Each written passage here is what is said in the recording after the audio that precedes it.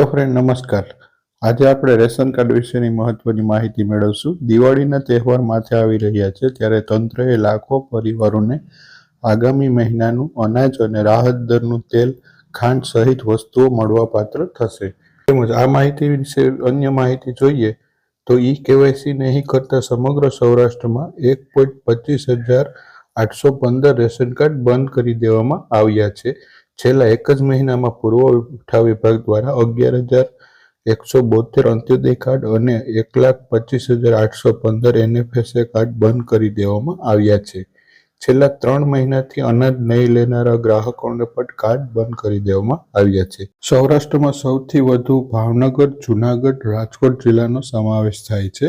પુરવઠા વિભાગના સૂત્રોના જણાવ્યું હતું કે દર મહિને તંત્ર દ્વારા રેશન કાર્ડ ધારકોને આધાર કાર્ડ સાથે લિંક કરવા માટે વખતો-વખત સૂચના આપવામાં આવી છે, પરંતુ કાર્ડ ધારકો સૂચનાની અવગણના કરતા હોવાને કારણે તંત્ર દ્વારા કાર્ડ બ્લોક કરવામાં આવ્યા છે। રેશન કાર્ડમાં આધાર કાર્ડ લિંક કરાવતા જ ગ્રાહકોને ફરીથી અનાજ મળવાનું ચાલુ થઈ જશે, તેમજ તેનું રેશન કાર્ડ ફરીથી બ્લોક થઈ ગયું હોય તો તે અનબ્લોક થઈ જશે અને તેને અનાજ મળતો થઈ જશે।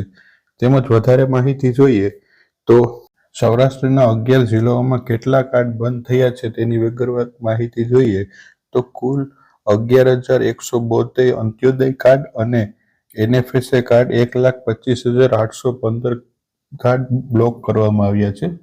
તો જેમ બને તેમ વહેલી તકે તમારું રેશન કાર્ડમાં કેવાયસી બાકી હોય તો કેવાયસી પૂરું કરો। તેમજ તેને લગતી અન્ય કોઈ માહિતી માટે અમારા કોમેન્ટ બોક્સમાં કોમેન્ટ કરો। હવે આપણે મળશું એક નવા વિડીયો સાથે। ત્યાં સુધી અમને રજા આપશો। જય હિન્દ, જય ભારત।